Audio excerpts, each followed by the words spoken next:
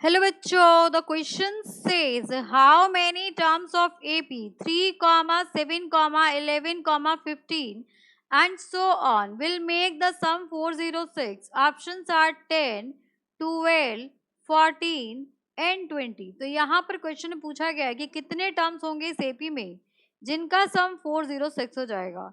तो इस क्वेश्चन को सॉल्व करने के लिए हम यहाँ पर की कंसेप्ट यूज करेंगे, that is sum of n terms of AP is given by Sn is equals to n by 2 2a plus n minus 1d। यहाँ पर d आपका कॉमन डिफरेंस है, n आपका नंबर ऑफ टर्म्स है and a आपकी first term है। तो यहाँ पर AP है आपके पास 3, 7, 11, 15 एंड सो ऑन। एंड यहाँ पर आपको सम भी गिवन है, that is Sn is equals to 406 given है। अब यहाँ पर अगर मैं a की बात करूं तो a आपके पास 3 है, n हमें फाइंड आउट करना है and d will be equals to a2 minus a1। तो यहाँ से d हो जाएगा आपके पास 7 माइनस 3, ये वैल्यू आ गई आपकी 4। अब फॉर्मूला में सब्स्टिट्यूट करेंगे तो Sn हमारे पास है, we know that Sn is equals to 406 is equals to n by 2 2 multiplied by a is 3 plus n minus 1 d is your 4। अब यहाँ पर देखिए, यहाँ पर जो 2 है अगर हम 2 से डिवाइड कर दे तो ये डिवाइड हो जाएगा, यहाँ पर आ जाएगा आपके पास 2। तो यहाँ से वैल्यू आ गई 406 इज इक्वल्स टू, यहाँ पर इसको करेक्ट कर लेते हैं, यहाँ से आपकी एक क्वाड्रेटिक इक्वेशन बनेगी। तो यहाँ हो गया आपके पास n and this will B 3 plus this is n minus 1 2, तो n माइनस 1 2 करेंगे तो 2n माइनस 2 हो गया। इसको सॉल्व करने पे ये हो गया आपके पास n and this will B 2n plus 1 हो गया, ये हो गया आपके पास 406।